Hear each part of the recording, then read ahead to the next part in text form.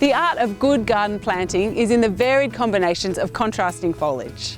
I want to show you how you can plant for texture using Ausbreed plants, because there is so much variation. Rather than depend solely on flowers to bring interest to your garden, reliable, constant foliage is a great place to focus.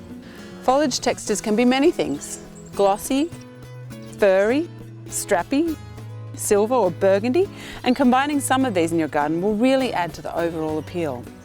They can be shiny, like this Raphiolepis Cosmic Pink, whose evergreen foliage creates a green background or backbone that other plants can really pop next to. Mediterranean-style gardens will never go out of fashion. Bring those tones to your garden using silver or grey-blue foliage known as glaucous plants. Look at the distinctive scalloped leaf shape of Aussie Flatbush or Eremophila Blue Horizon.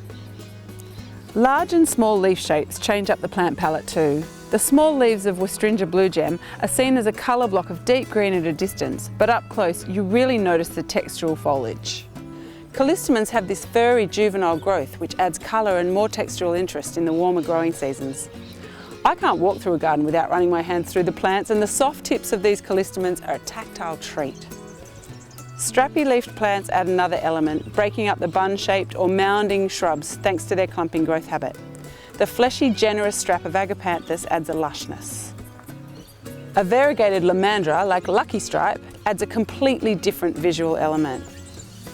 The colour and entire range of Ausbreed Nandina's new growth brings such vibrancy to the landscape.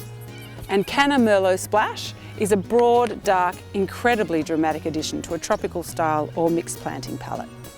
Don't just repeat the same plant in a row or as a hedge at the back of your garden. Mix it up and experiment with different plant combinations. Really focus on different foliage colours and textures. You'll create a memorable and interesting garden that you'll never tire of being in.